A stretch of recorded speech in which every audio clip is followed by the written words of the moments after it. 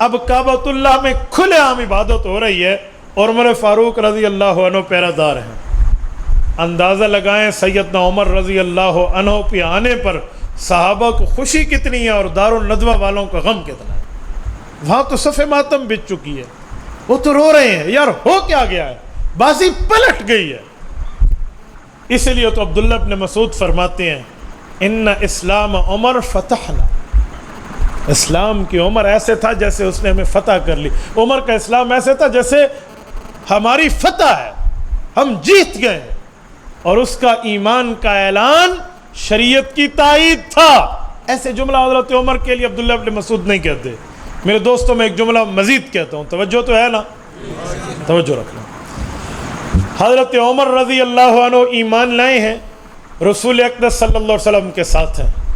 رسول اقدس صلی اللہ علیہ وآلہ وسلم کے ساتھ یہ عالم تھا اس وقت لوگوں کا کہ ابو بکر صدیق رضی اللہ عنہ نے ایک موقع پر خوش آوازی سے اور بلند آوازی سے قرآن کریم کی تلاوت شروع کی تو کافروں نے اتنا مارا اگر سر میں کنگھا کرنے کے لیے کنگھی ڈالتے تو بال اکھڑاتے تھے. یہ عالم تھا. لیکن عمر فاروق رضی اللہ عنہ کی ایمان لانے کے بعد اب ہر کافر منہ چھپا رہا ہے, ہر کافر ہٹ رہا ہے, ہر کافر جا رہا ہے, یار یہ کیا بات ہے. اچھا, جب سیدنا عمر رضی اللہ عنہ ایمان لائے بہت بڑی طاقت مل گئی مسلمانوں کو. حضور پاک علیہ السلام کے ساتھ عمر فاروق کا معاملہ چلا ہے. جب بات آئی ہجرت کے وقت کی, یہ واحد صحابی ہیں جنہوں نے کھلے عام اعلان کر کے کہا میں کل اس ٹائم یہاں سے ہجرت کر کے مدینہ منورہ جا رہا ہوں, مجھے اللہ کے رسول نے حکم کیا ہے. یہ حضور پاک کی ہجرت سے پہلے کی بات ہے. کسی نے اگر اپنی بیوی سے تنگ ہے اور بیوی کو بیوہ کرانا چاہتا ہے تو میرے سامنے آ جائے, بچوں کو یتیم کرانا چاہتا ہے تو میرا راستہ روک لینا, اتنے بجے جاؤں گا, اس راستے سے جاؤں گا. یوں اعلان کر کے جائیں. تو کون سامنے آتا ہے؟ کوئی بیوقوف تو انہوں نے کہا جی جان چھٹی, بالکل جائے, ہماری تو پیچھے کوئی امن سے زندگی گزرے گی. حضرت عمر رضی اللہ عنہ مدینہ منورہ پہنچتے ہیں. یہاں مدینہ پاک میں حضرت رسول اللہ صلی اللہ علیہ وسلم ہجرت فرما کر تشریف لے آئے ہیں. حضرت عمر اور رسول اللہ کے یہاں 11 سال اکٹھے گزرتے ہیں. 11ویں سال میں اللہ کے رسول کی وفات ہے. میرے دوستو ان 11 سالوں کے واقعات کھولیے نا, یہ وقت اس کے لیے اجازت نہیں دیتا. ان 11 سالوں کی باتیں کھولیے, عمر فاروق کی ایک غزوے میں شرکت کے واقعات کھولیے, عمر فاروق کی منشا اور ارادے پہ آیات کا نزول کھولیے. خدا کی قسم یہ وقت اس کے لیے لمیٹڈ اور محدود ہو جاتا ہے. میں کوشش کروں گا میں چند جھلکیاں عمر فاروق کی مدنی زندگی پر پیش کروں. سیدنا عمر فاروق رضی اللہ عنہ رسول اقدس صلی اللہ علیہ وآلہ وسلم کے ساتھ ہیں. حضور پاک صلی اللہ علیہ وآلہ وسلم کے ساتھ معاملہ چل رہا ہے. اچانک ایک آدمی آتا ہے, میں مسند کی روایت پڑھ رہا ہوں. وہ آ کر کہتا ہے یا رسول اللہ میرے ساتھ ایک عجیب بات ہوئی. یہ میں تاریخ نہیں حدیث پڑھ رہا ہوں. میں جنگل کا چرواہا ہوں, جانوروں کا.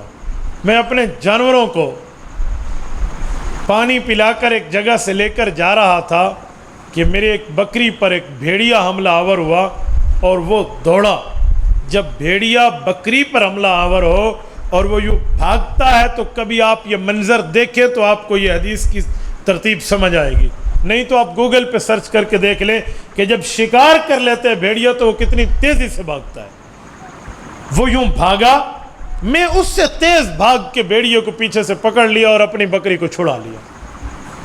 اب بھیڑیا میرے ڈنڈے سے ڈر تو گیا, لیکن ایک عجیب کام ہوا, میرے پاؤں تلے زمین نکل گئی. یا رسول اللہ بھیڑیا بولنے لگا جیسے ہیں انسان, ہم بولتے ہیں نا جیسے اپنا کہنے لگا, وہ ایسے بول رہا تھا. اور اس نے مجھے کہا اوے بندے اس وقت تیرا کیا عالم ہوگا جب یہ میں شکار کروں گا اور تو مجھ سے نہیں کھینچ سکے گا. میں تو بہت حیران ہوا. بہرحال ڈر لگ گیا, میں اپنے ریوڑ کو لے کر گھر آ گیا. تو میں آپ کی خدمت میں آیا, مجھے ذرا یہ بات بتائیے. رسول اقدس صلی اللہ علیہ وسلم فرمانے لگے اللہ کے بندے یہ کون سی مشکل بات ہے, اس پر تو ایمان رکھنا چاہیے. آمنت بہذا و ابو بکر و عمر, یہ واقعہ تو وہ ہے جس پر میں محمد الرسول اللہ اس رب کی قدرت پہ ایمان لا رہا ہوں، میرے ساتھ اس واقعے پہ ابو بکر عمر ایمان لا رہے ہیں۔